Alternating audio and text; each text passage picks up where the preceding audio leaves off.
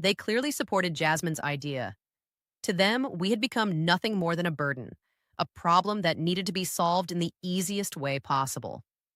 It was around then that the more direct suggestions started coming. Charles arrived one day carrying papers he had prepared without ever consulting us. Dad, Mom, he said with that fake smile he had mastered so well, I've been thinking about your future. This house is worth at most 1,000 years. If you sell it, I can add some money so you can move somewhere better. A much better place. To us, there was no better place than the home where we had been happy for decades. But Charles didn't seem to understand that. For him, everything came down to numbers and monetary value. Besides, he continued, I think Dad should retire from the shop. He's already 70 years old. It's time for him to rest. Ernest looked at him with infinite sadness. Son, working isn't a burden for me. It's what keeps me alive and gives meaning to my days. But you could get hurt, Henry insisted, always backing up his brother as usual. At your age, an accident would be very dangerous. Their words sounded caring on the surface, but I sensed something else behind them. An impatience and urgency I couldn't fully understand at the time. The following months became increasingly tense. My sons stepped up the pressure for us to sell the house. They brought real estate agents without warning us. They had the property appraised without our permission.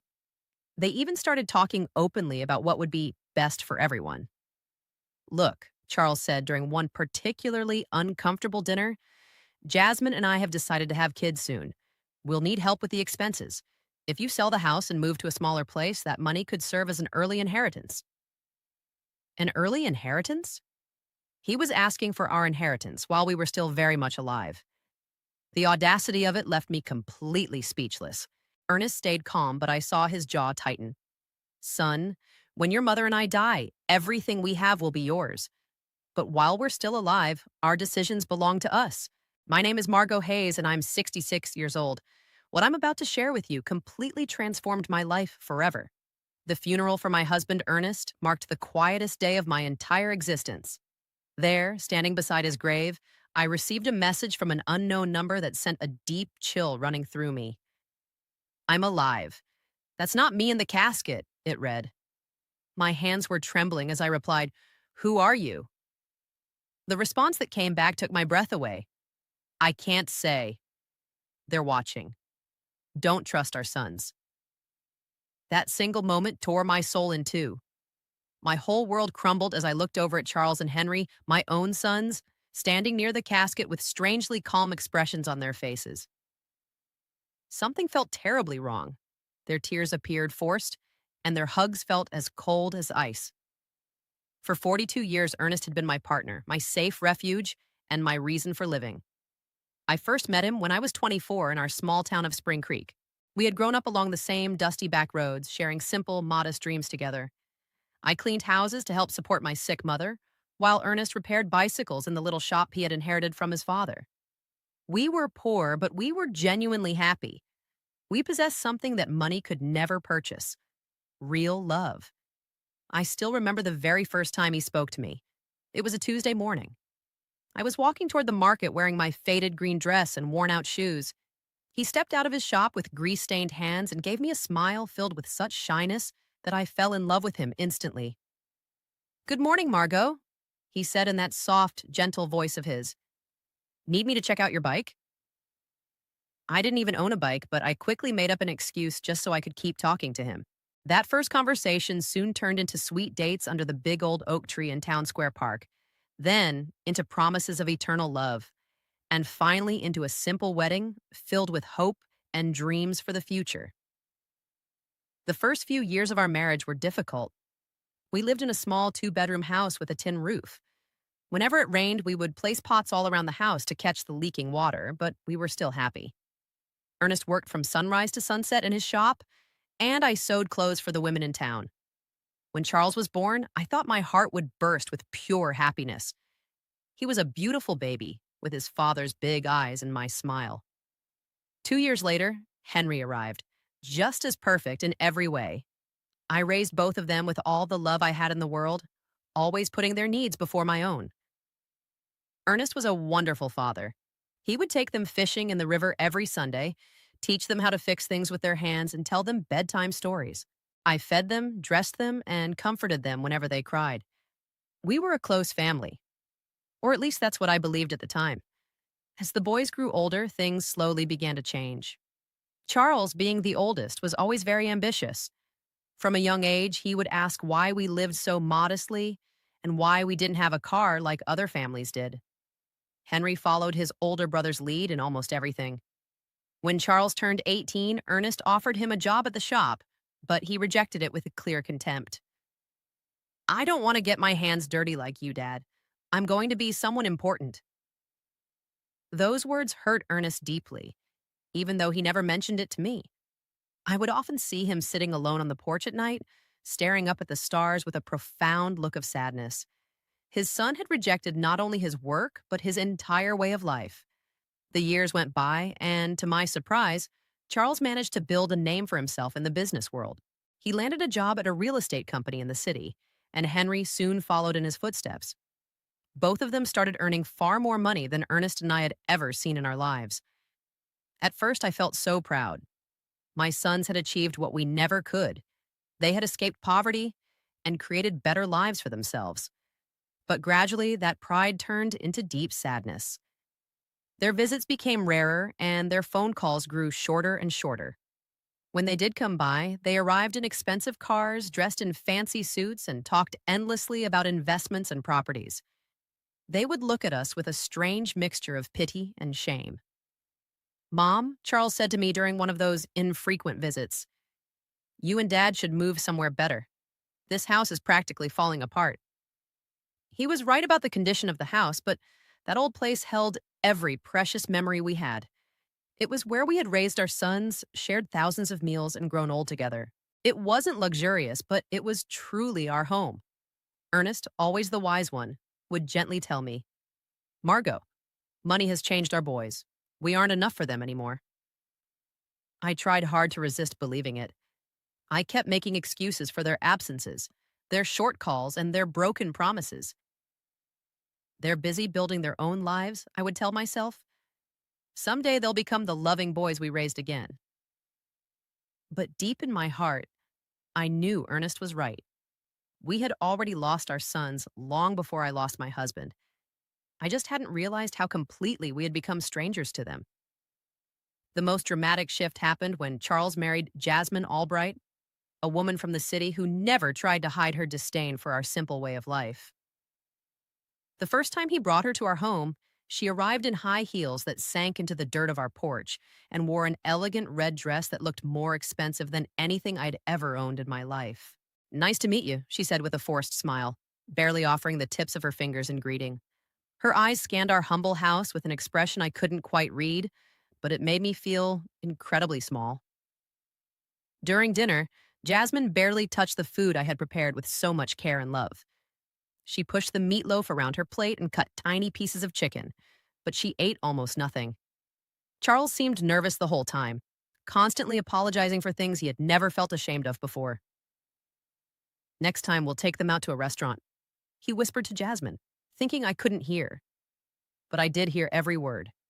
Each one pierced my heart like a sharp knife. Henry, for his part, stayed single, but adopted the same distant attitude as his brother.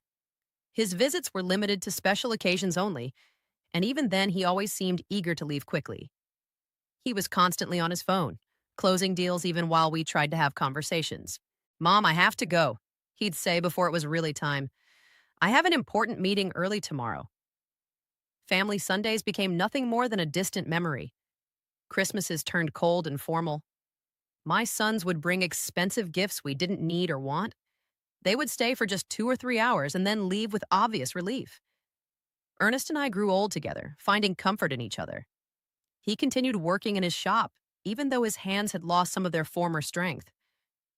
I kept sewing, though my eyes weren't what they used to be. We managed with our modest income, proud that we never asked our successful sons for anything. Do you know what the saddest part is, Margot? Ernest said to me one night as we sat drinking coffee on the porch. It's not that they have money now. It's that the money has made them believe we aren't important anymore. He was right, as always. My sons hadn't just changed financially, they had changed in their hearts. We were no longer their beloved parents.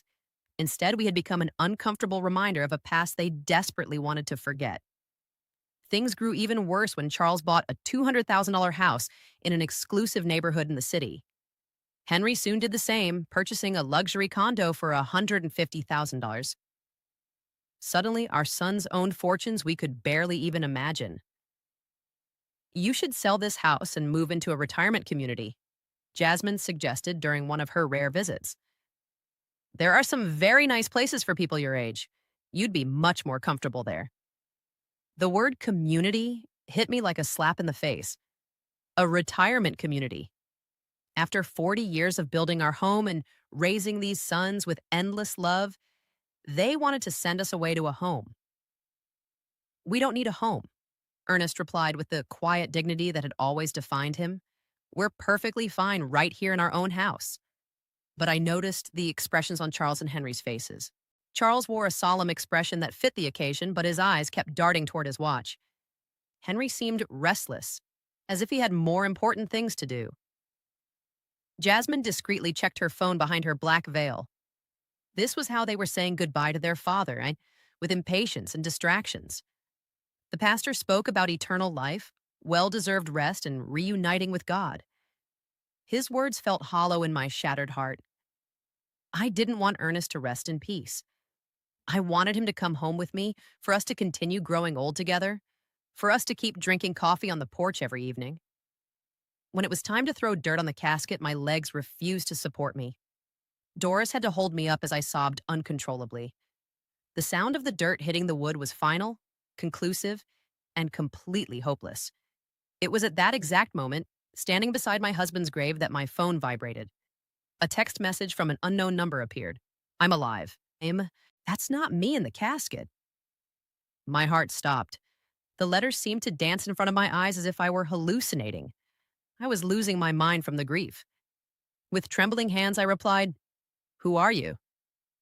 The answer came back immediately. I can't say. They're watching. Don't trust our sons. The phone slipped from my hands as if it were on fire. Doris bent down to pick it up, but I stopped her abruptly. I couldn't let anyone else see those messages. Not until I understood what was really happening. Are you okay, Mom? Charles asked, approaching with a worried expression. I stared at him, trying to find some clue in his face. His eyes seemed sincere, but now every gesture, every word, and every expression felt suspicious. I'm fine, I lied, slipping the phone into my purse. I just need to go home. On the way back, I couldn't stop thinking about those messages. Was it possible that someone was playing a cruel joke on me at the worst moment of my life? Or was there really a chance that Ernest was still alive? But if he was alive, then who had we just buried?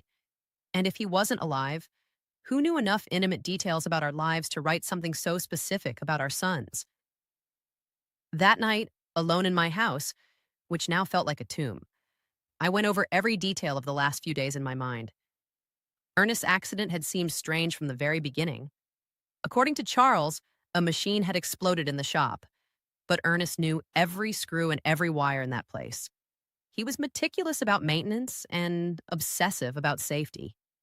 Plus, how had my sons reached the hospital so quickly if no one had notified them? The hospital had called me first. I was the emergency contact. How did they know about the accident before I did? And then there was the constant talk about money. From the very first day, Charles and Henry had spoken about insurance policies and beneficiaries as if they had been waiting for this moment and preparing for it. I decided to check Ernest's papers. In his old wooden desk, he kept all his important documents in a metal box. Insurance policies, the deed to the house, shop documents, everything. I found the $50,000 life insurance policy that Charles had mentioned. But there was something I didn't remember. The policy had been updated just 6 months earlier, increasing the coverage from $5,000 to $50,000. Why had Ernest increased his life insurance? He had never mentioned that change to me, and more importantly, who had suggested he do it?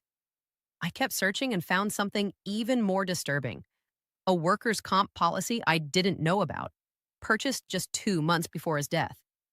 $5,000 in case of accidental death on the job, $15,000 in total. It was a fortune for a family like ours, but also tempting enough for anyone without scruples. My phone vibrated again. Another message from the same unknown number. Check the bank account, see who's been moving money. This time I didn't hesitate. Whoever this person was, they knew too much to be playing a prank. They knew about the insurance. They knew about my sons. They knew details that only someone very close to us could possibly know. The next day, I went to the bank where Ernest and I had kept our account for 30 years. Mrs. Thompson, the manager who had known us forever, greeted me with sincere condolences. Margot, I'm so sorry about Ernest. He was a good man. Thank you, Mrs. Thompson. I came to check our accounts. I need to understand our financial situation. She showed me the bank statements from the last 6 months. What I saw made my blood run cold. Over the past 3 months, large withdrawals had been made from our savings account. $1,000 in January, $3,000 in February, and $4,000 in March. Money that I had known nothing about. Who authorized these withdrawals? I asked, my voice trembling. Your husband came in person, Mrs. Thompson explained. He said he needed the money for repairs at the shop, but I kept the household accounts. I knew exactly how much money we had and what we spent it on. Ernest had never mentioned any expensive repairs at the shop, and we had certainly never discussed withdrawing thousands of dollars from our savings. Do you have the signatures for those withdrawals? I asked. She showed me the receipts. It did look like Ernest's signature, but something about the handwriting seemed off. It was too shaky and uncertain for his usually firm, clear script. Mrs. Thompson, I asked with my heart pounding, did he come alone to make these withdrawals, or was someone with him? She thought for a moment.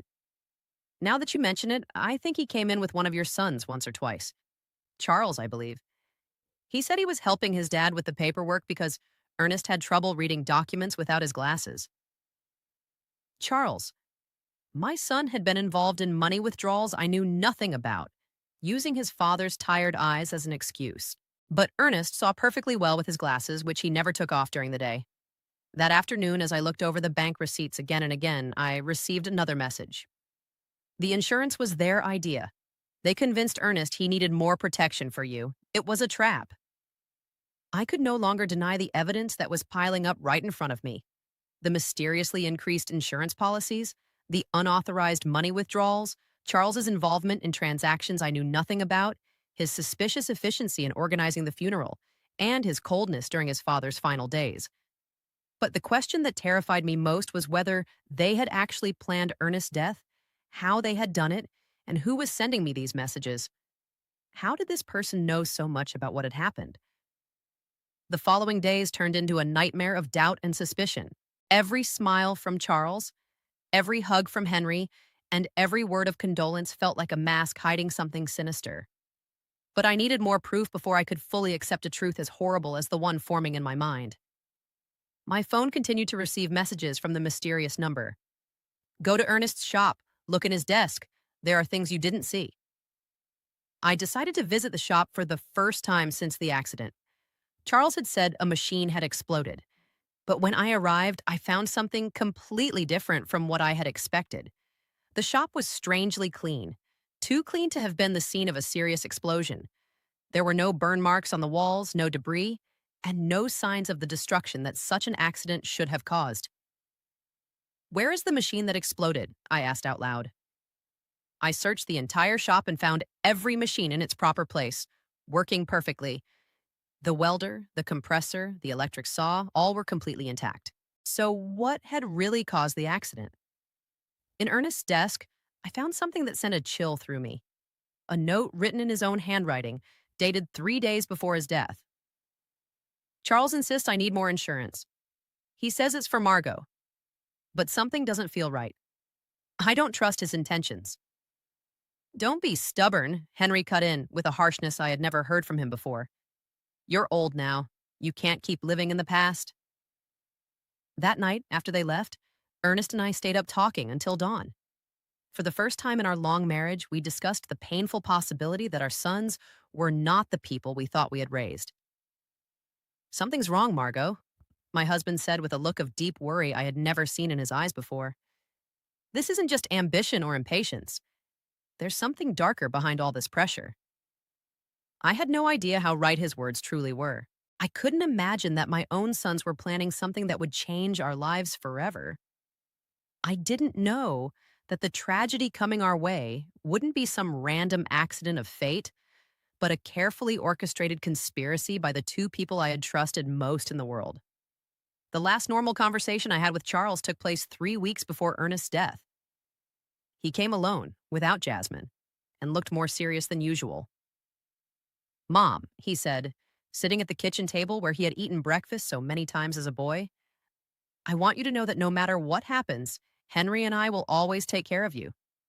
His words comforted me at the time, but now, remembering them while standing beside Ernest's grave, they send a cold shiver down my spine. Why did he say, no matter what happens? What did he know that I didn't? The accident that changed everything happened on a Tuesday morning. Ernest had left early for the shop, just as he had done every single day for more than 40 years. I was in the kitchen preparing his favorite lunch, meatloaf and mashed potatoes, when the phone rang with an urgency that sent a chill through my body. Mrs. Hayes? An unfamiliar voice asked. I'm calling from Memorial Hospital. Your husband has been in a serious accident. You need to come immediately. The words blurred together in my mind like ink mixing with water. The world seemed to stop spinning. My legs turned weak and I had to grab the doorframe to keep myself from falling. What happened? Is he okay? Is he alive? Is he in the ICU? Ma'am, please come as soon as possible. The drive to the hospital felt like a hazy nightmare. My neighbor Doris had to drive me because I was shaking too badly to even hold the car keys. The entire way, my mind refused to accept what was happening. Ernest was always so careful and meticulous in his work. How could this have possibly happened? When we finally reached the hospital, Charles and Henry were already there. That surprised me since no one had notified them yet. At least not me. But in my overwhelming desperation, I didn't focus on that detail at the time.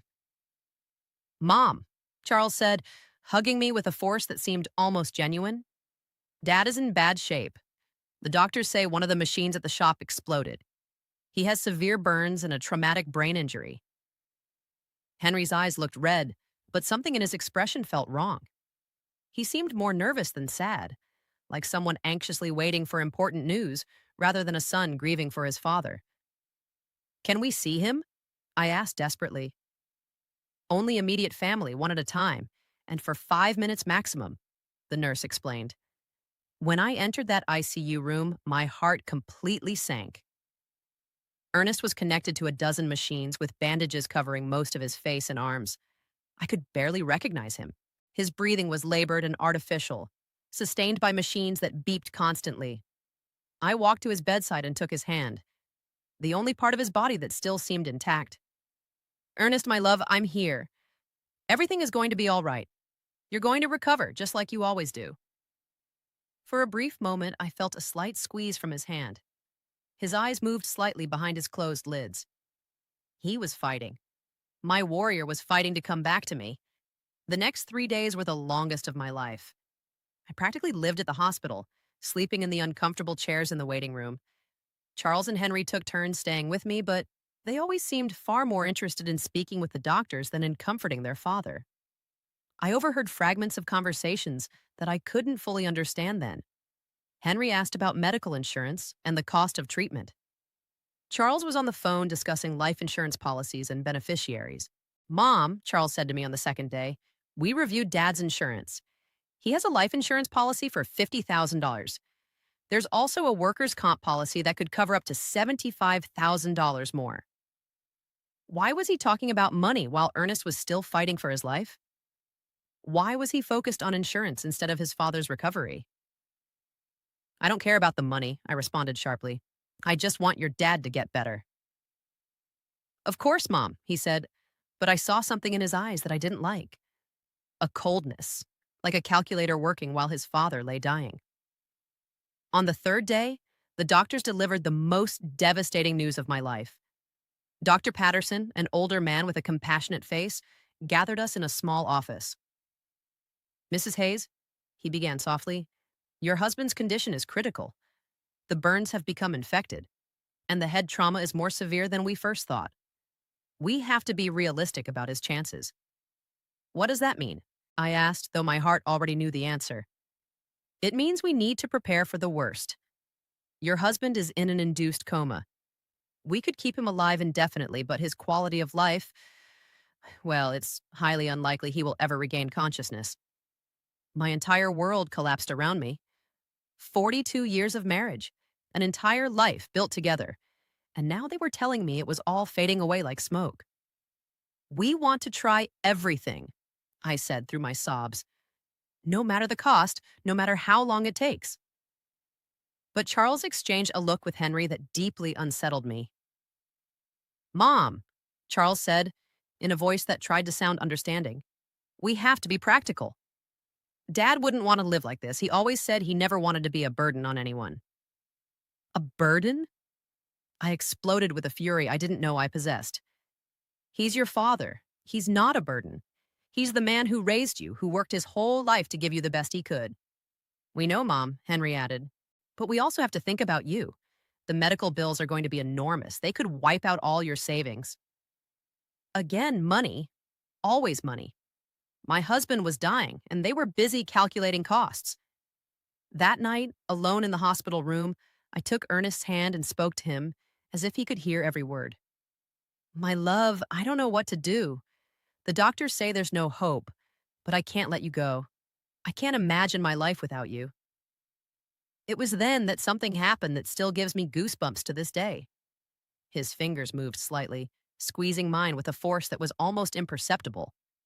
His lips moved as if he were trying desperately to say something, but no sound came out. I called for the nurses in a panic. He's reacting. He's trying to talk. But by the time they arrived, Ernest had slipped back into his previous state. The nurse checked the monitors and shook her head. Sometimes there are involuntary muscle spasms, ma'am. It doesn't mean he's conscious. But I knew what I had felt. Ernest had tried to communicate with me. He had fought to tell me something important. 2 days later, in the early hours of Friday morning, the machine alarm suddenly went off. Lights flashed everywhere. Nurses rushed into Ernest's room. I was dozing in the hallway when the noise woke me. No, no, no, I screamed, running toward the room. The doctors worked for 40 minutes trying to resuscitate him, but it was useless. At 4:37 in the morning, Ernest was officially declared dead. The pain I felt in that moment was physical, as if my heart had been violently ripped from my chest. I collapsed beside his bed, hugging his still warm body and refusing to accept that he was gone forever. Charles and Henry arrived at the hospital about an hour after their father's death. They seemed strangely prepared, as if they had been expecting the call. They brought papers, documents, and phone numbers for funeral homes. We already talked to the Spring Creek Funeral Home, Charles said while I was still crying uncontrollably. They can pick up the body this morning. We also contacted the insurance, Henry added. The claim process is already underway. How could they be so efficient, so organized, and so cold just 1 hour after losing their father? Something was very wrong, but my grief was so overwhelming that I couldn't think clearly. The funeral was scheduled for the following Monday. Charles handled all the arrangements without really consulting me. He chose the simplest casket and the shortest service, as if he wanted to finish everything as quickly as possible. It's what Dad would have wanted, he said when I complained about not being included in the decisions. Something simple, without any fuss. But Ernest deserved better than this indecent rush to bury him and move on. The day of the funeral arrived, cloudy and cold, as if the sky itself were mourning Ernest.